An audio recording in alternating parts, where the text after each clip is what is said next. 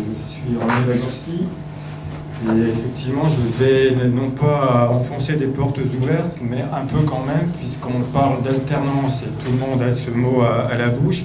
Et quand on parle d'alternance, on a souvent comme objectif et comme vision les jeunes. Or, ça a été dit tout à l'heure, l'alternance n'était pas uniquement que les jeunes, c'était aussi dans l'entreprise pour des salariés qui étaient en CDI, un moyen qui leur permettait d'accéder à des formations et de pouvoir assurer leur employabilité, puisque c'était un des mots qui était un mot à la mode de l'accord de 2003 dans les entreprises, mais aussi sur le marché du travail.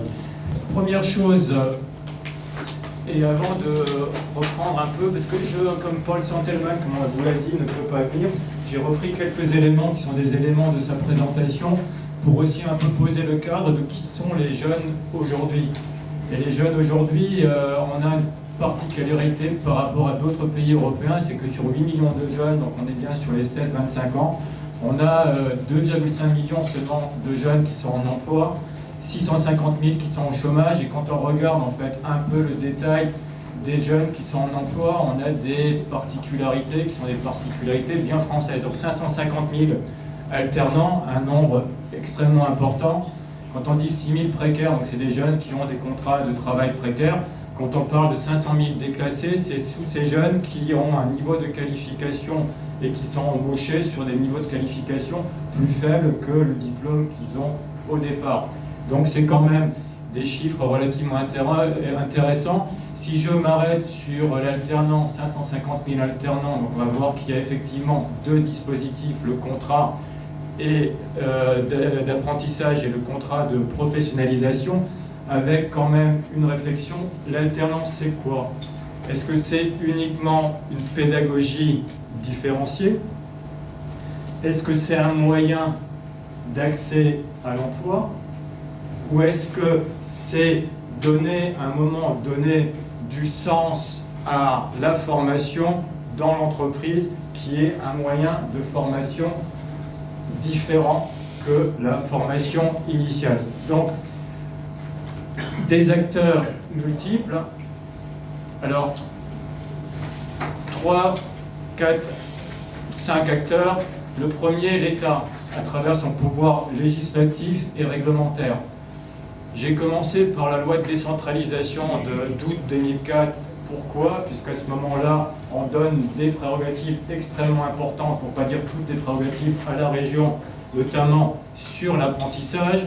J'ai repris la loi sur la formation professionnelle continue du 24 novembre 2009, qui, elle, insiste lourdement sur l'accès à l'emploi et qui remet les contrats de professionnalisation comme étant des moyens importants d'accès à l'emploi et à la formation. Et je prends la loi Cherpion, que je pourrais compléter parce qu'il vient de se passer le mois dernier, avec des objectifs assignés aux entreprises de plus de 250 salariés, c'est-à-dire avoir au moins 4% des effectifs dans l'entreprise d'alternants, avec un objectif pour 2015 d'avoir 5% d'alternants dans les entreprises. Alors, il faut quand même savoir qu'entre janvier 2011 et là maintenant avril 2012, on est passé de 3 à 5%, avec un objectif, c'est d'atteindre 1 million d'alternants dans les entreprises à l'horizon 2015. Vous avez vu mon chiffre précédent, 550 000 alternants, c'est un objectif qui est un objectif extrêmement ambitieux. Alors cet objectif de 4% des effectifs, il est dit que les entreprises qui feront plus bénéficieront d'un bonus et que celles qui feront moins auront un malus. Alors cette histoire de malus, j'ai vu une grande entreprise il n'y a pas longtemps qui me disait: moi j'ai un problème, j'ai que 1% d'alternants dans mes effectifs et je veux pas et je peux pas en embaucher plus parce que les circonstances ne le permettent pas. Je vais avoir un malus qui sera équivalent à 4 millions d'euros. Donc vous voyez ce que ça peut représenter à un moment donné pour une entreprise qui ne serait pas en capacité d'atteindre les minima fixés par la loi. Donc enjeu pour les entreprises extrêmement important, à la fois enjeu d'accueil des jeunes, et ce qui a été dit tout à l'heure, pour montrer que les jeunes avaient un impact relativement fort dans le renouvellement des compétences, etc. Donc impact pour les entreprises à la fois de politique RH, mais aussi impact financier pour les entreprises qui ne seraient pas en capacité d'arriver à ce chiffre-là. Deuxième acteur, les partenaires sociaux. Parce que vous savez qu'on a un système à 2 étages en France de production de normes.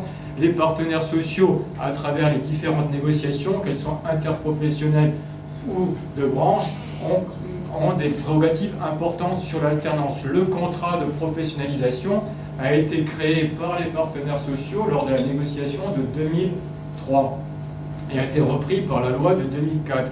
Ce contrat de professionnalisation, pour ceux qui s'en souviennent, remplaçait 3 autres contrats qui étaient les contrats d'orientation, d'adaptation et de qualification. L'objectif d'adaptation, de professionnalisation, j'y reviendrai plus tard, avec aussi des négociations de branche qui, eux, ont eu comme obligation de négocier sur des publics et des certifications prioritaires et de mettre en place des observatoires prospectifs des métiers et des qualifications, outils nécessaires pour avoir une visibilité sur le marché du travail. Troisième acteur, les conseils régionaux. Donc on a vu qu'avec la loi de décentralisation, acteur important, mais aussi acteur extrêmement important à travers le CPRDF, le contrat de plan régional de développement de la formation professionnelle, qui détermine des priorités politiques et des financements, et qui, ce CPRDF, a été réfléchi et travaillé avec l'ensemble des acteurs territoriaux. On a les opérateurs de l'emploi qui, à travers leurs différentes missions, vont accompagner des jeunes vers l'emploi et vers des contrats en alternance et solliciter des entreprises pour pouvoir placer des jeunes. Et on a l'entreprise elle-même qui, et on l'a bien vu dans la présentation tout à l'heure, qui, à travers sa stratégie, sa gestion prévisionnelle des emplois et des compétences et sa politique RH, va intégrer les alternants et l'alternance comme étant un moyen lui permettant de répondre à ses besoins et à sa stratégie de développement. Donc des acteurs multiples. Alors, pardon ? 2 dispositifs, et ça je vais là pour le coup plutôt enfoncer des portes ouvertes, parce que vous savez déjà tous de quoi on parle. Le contrat d'apprentissage, on a longtemps dit que c'était de la formation initiale avec un objectif pendant longtemps, c'était atteindre un diplôme de l'éducation nationale. Les choses ont évolué puisqu'on va vers des certifications là aussi, donc c'est un peu différent. 16-25 ans, ça peut aller jusqu'à 30 ans dans certains cas, durée de 6 mois à 3 ans, jusqu'à 4 ans pour les apprentis handicapés. Donc obligatoirement une formation en entreprise et dans un centre de formation. Je pense que cet après-midi, on aura une présentation un peu de ce que fait un centre de formation. L'apprenti perçoit un salaire qui correspond à un pourcentage du SMIC. Et donc là, rapidement, un peu ce que sont les différentes rémunérations. Nous sommes bien sur des critères d'âge et non pas sur des critères de diplôme.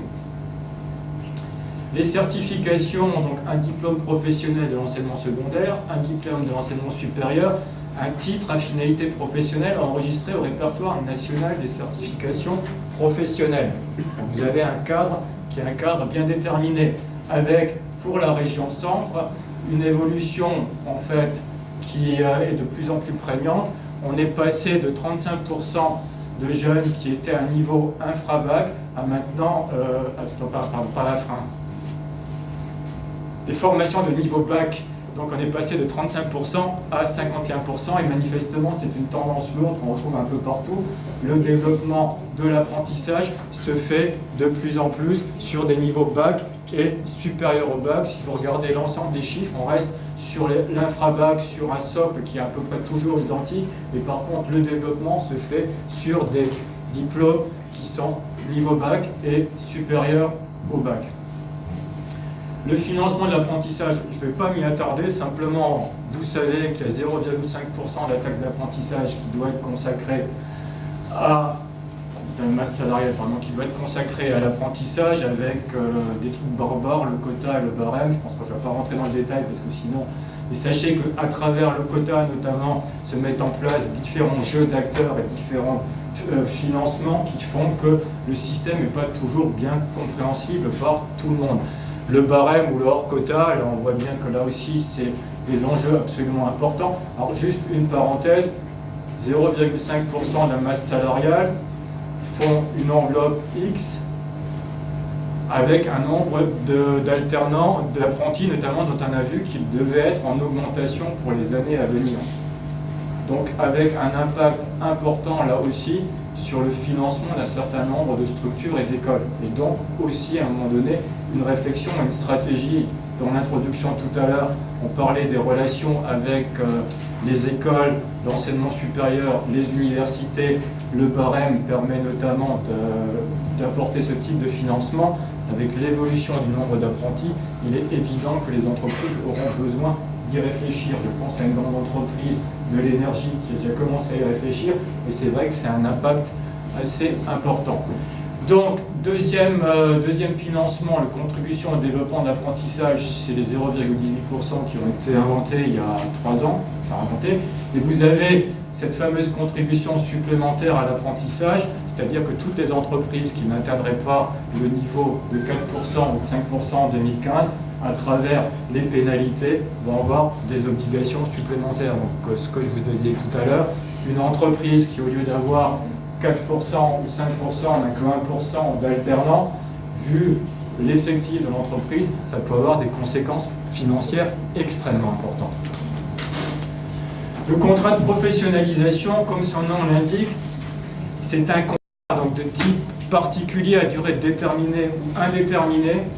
Professionnalisation et pas qualification, parce qu'on veut passer effectivement dans une logique de professionnalisation des personnes et donc une adéquation de leurs besoins en formation et non pas faire de la formation initiale bis, qui était un peu le cas des contrats de qualification, et d'aller sur un parcours de formation qui soit un parcours de formation a priori personnalisé. Objectif, l'insertion, le retour à l'emploi des jeunes et des adultes. Donc on parle bien d'insertion et de retour à l'emploi, on ne parle pas de formation. Alors l'acquisition d'une qualification, diplôme, titre, certificat de qualification professionnelle reconnu par l'État et ou la branche professionnelle, et ça c'est extrêmement important parce que dans le cadre des branches professionnelles, certificat de qualification de branche, mais aussi les formations inscrites à une convention collective sont éligibles à des contrats de professionnalisation. Durée minimale 6 à 12 mois, 15% minimum, donc 105, pas en dessous de 150 heures, avec normalement par négociation 25% ou plus, donc négociation de branche. Et là aussi, donc important de savoir dans quel contexte on se situe et de savoir quel est le résultat des négociations de branche pour savoir quand on embauche un jeune en contrat de professionnalisation, est-ce que l'accord de branche permet d'aller vers des alternances beaucoup plus importantes que ce qui est le minimum régi par la loi. Donc là aussi, boîte à outils de chacun d'entre vous. Alors, ceux qui peuvent être embauchés dans le cadre d'un contrat de professionnalisation, public relativement large, donc les jeunes de 16 à 25 ans, les demandeurs d'emploi âgés de 26 ans et plus, avec la possibilité pour ceux qui sortent d'un contrat aidé de bénéficier d'un contrat de professionnalisation, les bénéficiaires du revenu de solidarité active, de l'allocation de solidarité, etc. Donc vous voyez qu'on a un panel de personnes éligibles, si je peux dire ça comme ça, au contrat de professionnalisation qui est relativement large. Les rémunérations, elles, pareil, elles sont indexées sur le SMIC et elles se font là aussi sur des critères d'âge. Donc ça, c'est ce qui est inscrit dans la loi, mais on peut, dans des accords conventionnels, avoir des financements et des rémunérations différents. Là, on est bien sur un socle minimum. Donc, deux dispositifs. Vous avez vu que les finalités ne sont pas les mêmes, que les financements ne sont pas les mêmes.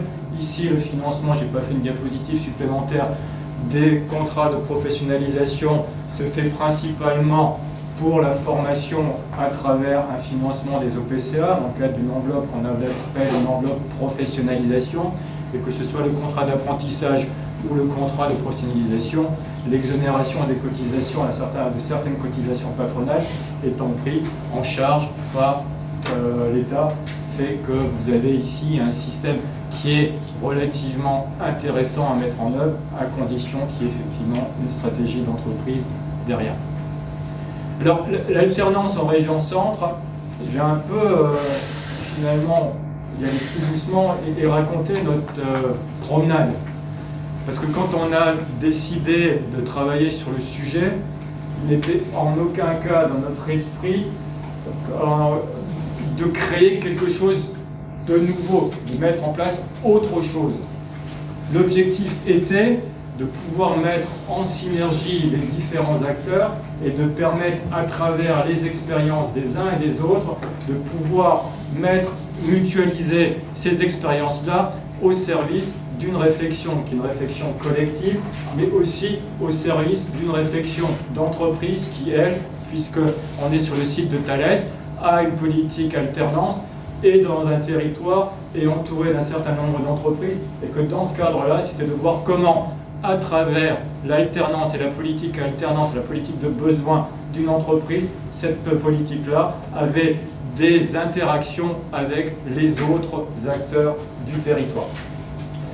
Alors, je suis allé sur le site de la Direct Centre et j'ai regardé en fait la campagne 2011-2012, les chiffres de janvier 2012, c'est les derniers que j'ai trouvés, montrent bien qu'on est dans une région où le nombre d'alternants a considérablement augmenté. Avec des pourcentages, notamment sur les contrats de professionnalisation, où on a plus de 8% d'augmentation.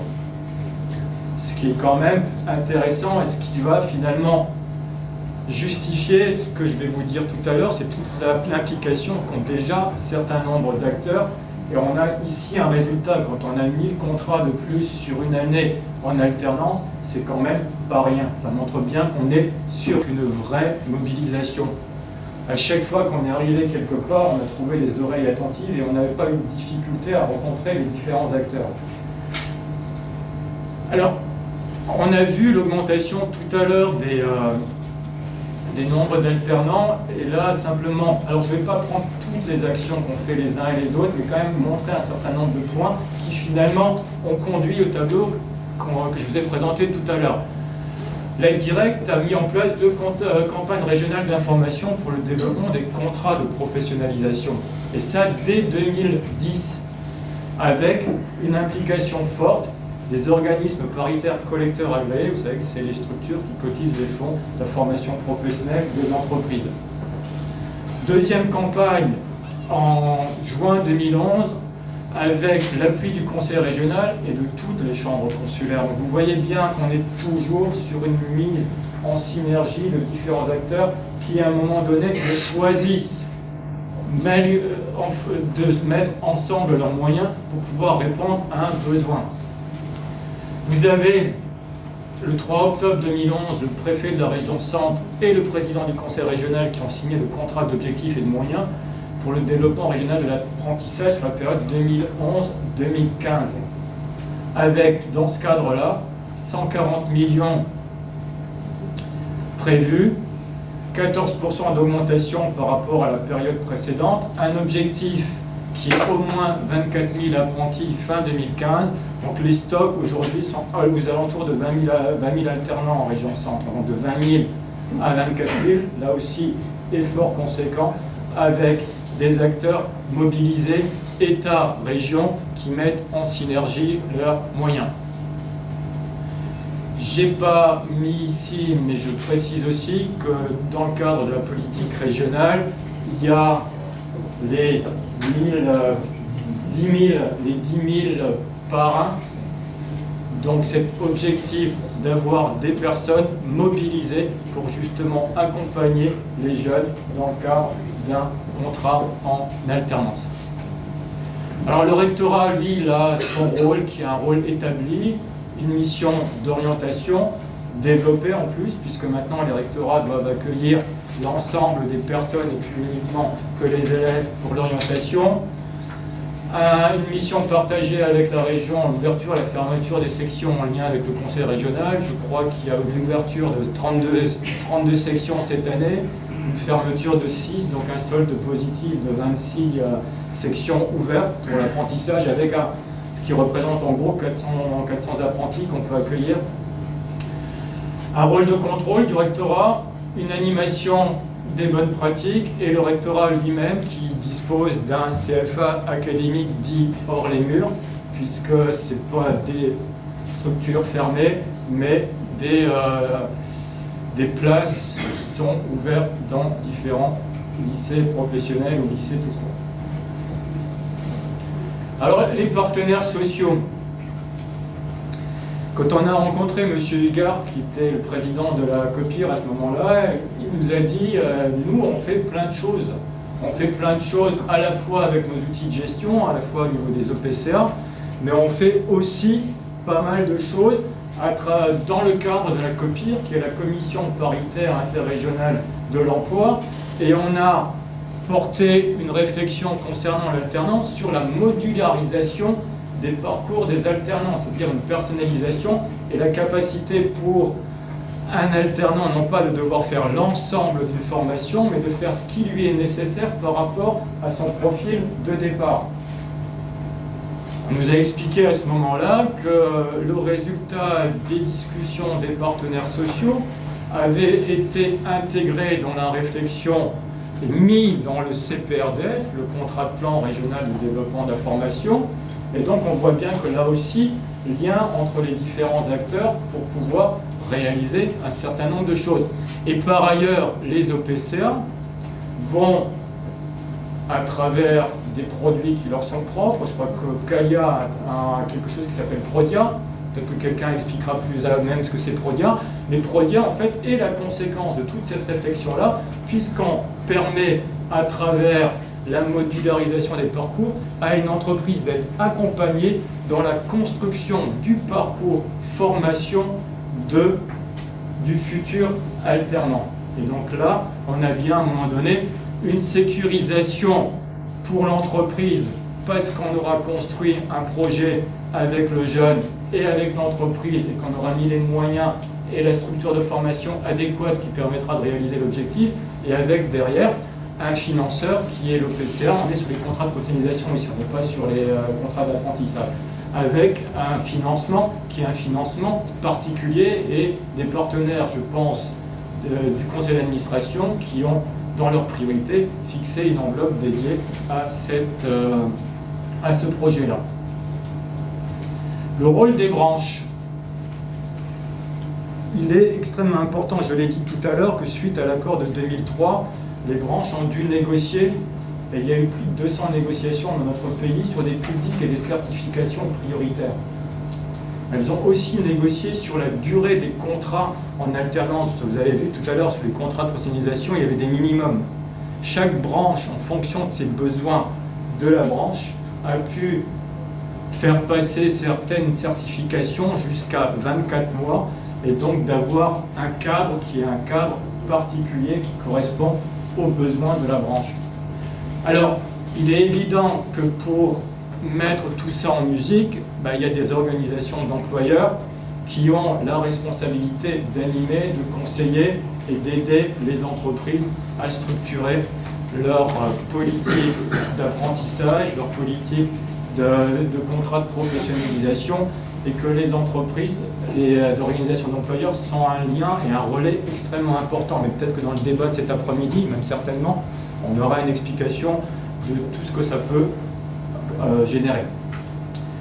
Les politiques territoriales, et donc là on voit bien que les partenaires sociaux, dans le cadre des politiques territoriales, sont membres d'un certain nombre d'instances. Je ne les ai pas tous citées parce qu'elles sont pléthoriques, mais qu'elles sont au niveau du comité économique, social, environnemental régional, qui donne son avis sur la politique formation de la région. Elles sont dans le comité de coordination régionale de l'emploi et de la formation professionnelle, et qui est conjointement présidé par le recteur et par le président du conseil régional. Et dans ce cadre-là, c'est l'ensemble des acteurs régionaux qui travaillent sur la thématique de la formation. Alors les entreprises, je reviens sur l'obligation dont on parlait tout à l'heure. Et je reviens un peu, on est dans le cadre de notre pérégrination, sur ceux qu'on a rencontrés, et que ceux qui vont intervenir aujourd'hui, puisque ceux qu'on a rencontrés, on a souhaité qu'ils viennent vous faire part de leur travail.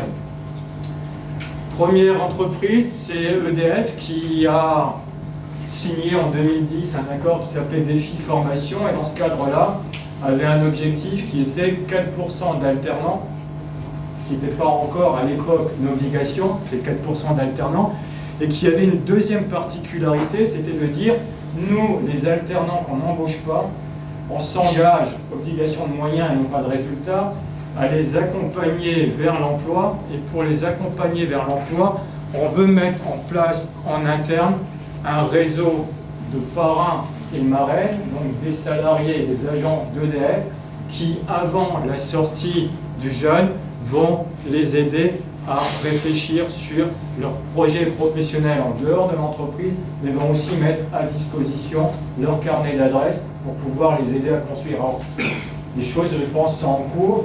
Il y a des expérimentations qui ont été faites. On en discutera cet après-midi dans la table ronde sur l'accompagnement, et c'est des choses intéressantes.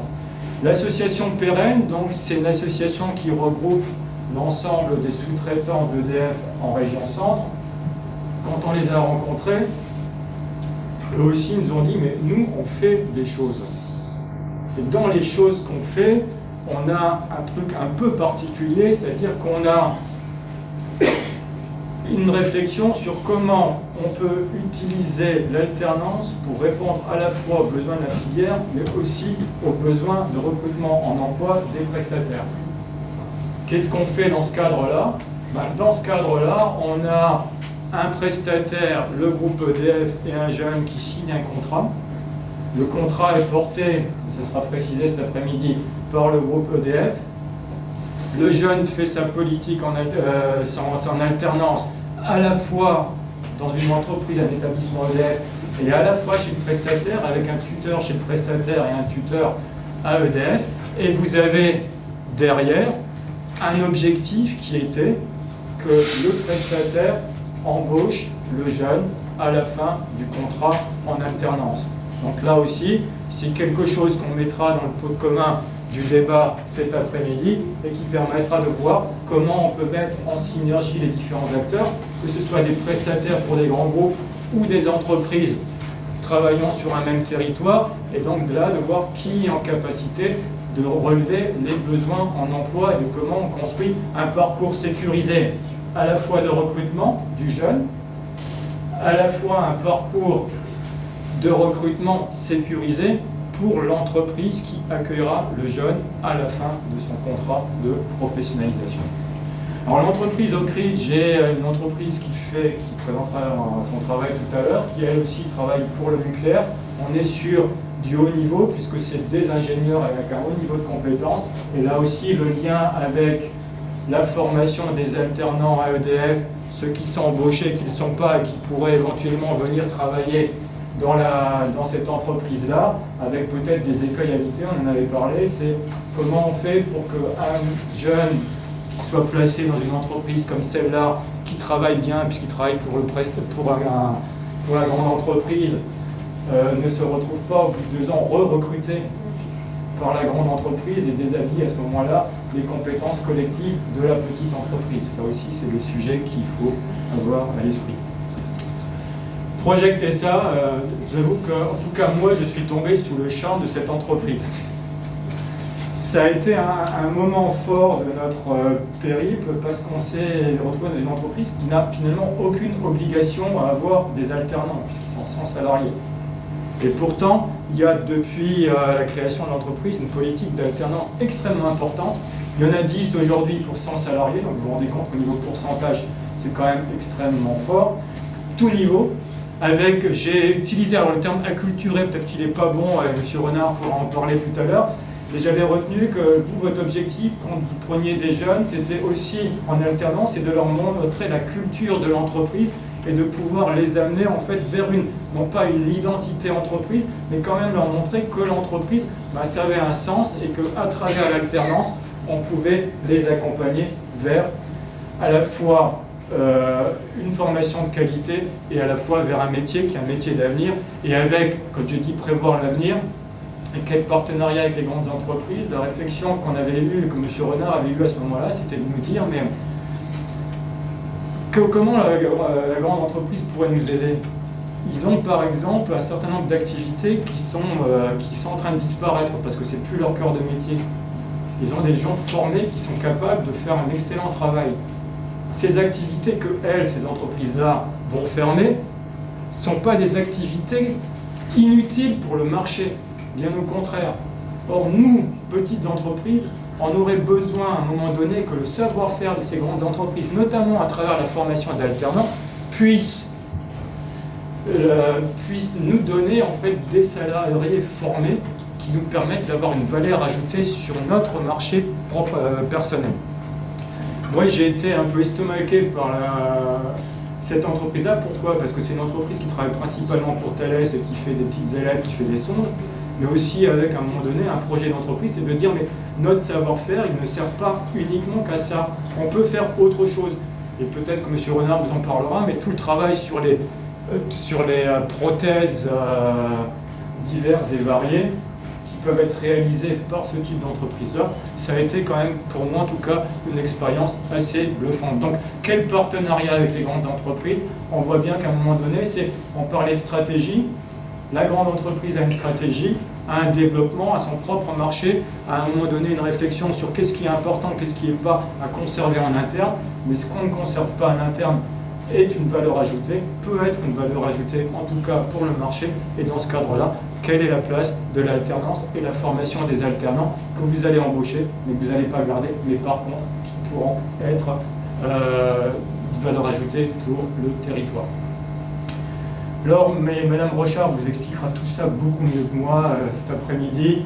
C'est l'Observatoire régional de la formation et de l'emploi, qui est quand même un outil extrêmement important, qui fait un travail conséquent et souvent ignoré par les différents acteurs. Ce travail, alors j'ai pris simplement l'exemple de Rebecca, qui est un travail un peu en cours sur les exemples de techniciens de maintenance, et je pense qu'ils sont en train là, de solliciter un certain nombre d'entreprises pour avoir un peu des retours. Mais dans l'explication qu'elle nous a donnée et qu'elle vous donnera cet après-midi, c'est du macro, c'est du micro, c'est comment se mettre au service, de mettre cet outil-là au service d'un bassin d'emploi qui va permettre de pouvoir effectivement, dans le cadre d'une politique d'alternance, avoir une logique à la fois recrutement, accompagnement et qui ait du sens pour l'ensemble des acteurs. Alors les perspectives, rapidement, j'aime bien, c'est Jean-François Houet qui a peur de cette expression-là, mais il a raison, c'est comment on passe d'une logique de silo à une logique de complémentarité. La logique de silo, c'est chacun dans son coin, même sa propre politique, est extrêmement content de la politique qu'il fait et oublie par moments ce qui existe à côté. Alors, je reprends toujours ça, parce qu'il faut que ça, pour les entreprises, donc, et on l'a vu dans la présentation qu'a fait M. Croisy, mettre en œuvre une politique RH dynamique et faire de l'alternance une opportunité et non plus une contrainte, ce que disait Jean-Marie Lanieri tout à l'heure. Donc repérer les besoins de renouvellement des compétences internes à travers une gestion prévisionnelle des emplois et des compétences et utiliser l'alternance comme un moyen de renouvellement. Vous l'avez présenté, donc a priori, dans le cadre de votre accord d'anticipation, c'est quelque chose que vous avez mis à l'ordre du jour. Et ensuite, c'est recruter des alternants en lien avec les besoins en qualification des territoires. Comment on fait? Je parlais de l'ORF tout à l'heure, c'est comment on utilise ce type d'outils, comment chacun des différents acteurs, là où il est en capacité d'apporter le recensement de ses besoins, pour qu'à un moment donné, la grande entreprise dise, par exemple sur des fonctions support, je peux prendre un certain nombre d'alternants, je sais que je ne vais pas les embaucher, mais je sais que des petites entreprises vont avoir besoin de ce type de profil-là. Donc, à quel moment on connaît, et qui connaît le profil des alternants dans les entreprises et des alternants sortant en embauché, et comment on est en capacité de faire le lien avec le marché du travail, c'est quelque chose qui nous semble extrêmement important et à construire. La grande entreprise, donc un lieu de formation pour l'acquisition de savoir-faire répondant aux besoins des PME du territoire. Je trouve que ça peut être un slogan assez intéressant. On parle de responsabilité sociale des entreprises, d'entreprises citoyennes. On se retrouve à travers cet exemple-là sur quelque chose de possible. Pour les pouvoirs publics et les acteurs de l'emploi, aider et favoriser le recrutement d'alternants, donc donner une meilleure vision des perspectives de développement économique et des offres d'emploi par secteur d'activité et par territoire. Il existe déjà des outils et des gens qui font un travail. Comment on les connaît, comment on les recense, comment on les met en lien. Parce que ça existe. Vous n'avez pas parlé des chambres consulaires? J'ai dû quelque part parler des chambres consulaires à un moment donné, mais si les chambres consulaires font partie des outils qui sont les... J'ai mis des points de suspension, mais c'est vrai que ça fait partie des... C'est des acteurs, oui, c'est des acteurs incontournables. Si, ils sont dans le PowerPoint à un moment donné. Donc, lien avec la GPEC des entreprises, contribuer à l'accompagnement vers l'emploi des alternants non embauchés. Et vous voyez les chambres consulaires, on les retrouve là, mais ils étaient ailleurs. C'est qu'on a effectivement de voir ce lien entre les certifications et les besoins exprimés en emploi des entreprises. Et là, vous avez un certain nombre d'acteurs qui ont un rôle fondamental sur les territoires et qui aident à construire et à répondre. Alors, les partenaires sociaux, les OPCA, informer les entreprises, publiques avec les certifications prioritaires, etc. Puis peut-être une dernière chose, je me suis permis, former les représentants du personnel et des employeurs sur les dispositifs de l'alternance. Parce que souvent, on a une vision très très lointaine des choses et que la plupart du temps, en tout cas dans ce qu'on a entendu, c'est la bonne volonté et la motivation d'un certain nombre de personnes qui souvent sont passées par l'apprentissage ou par la voie de l'alternance et qui se sont mobilisées à la fois en tant que tuteur. Je me souviens d'une entreprise, Thales, je crois que vous me posez la question de savoir, mais comment vous déterminez les différents secteurs où il y aura des apprentis. On fait appel au volontariat. Et le volontariat, c'est des managers qui, eux, en fait, sont persuadés que l'apprentissage ou l'alternance a du sens et qui se mobilisent et qui mobilisent des équipes pour accueillir des jeunes. Et on voit le résultat puisque le Thales a plus de 4% déjà d'alternants et que manifestement, ça ne cessera que d'augmenter. Donc voilà un peu notre promenade rapide et synthétique. Il y a plein de choses à dire, mais le débat permettra aussi aux uns ou aux autres de préciser ce qu'ils souhaitent être précisé. Nous, on a rencontré des acteurs motivés dans l'ensemble des différentes catégories d'acteurs. Et je pense, et la réunion et la journée d'aujourd'hui nous conduira sans doute à travailler encore plus en synergie les uns avec les autres pour justement construire en fait ce qui est quelque chose de souhaitable, une réponse à des besoins à la fois de sécurisation des parcours des jeunes, mais aussi à des besoins de développement économique d'un territoire. Merci beaucoup.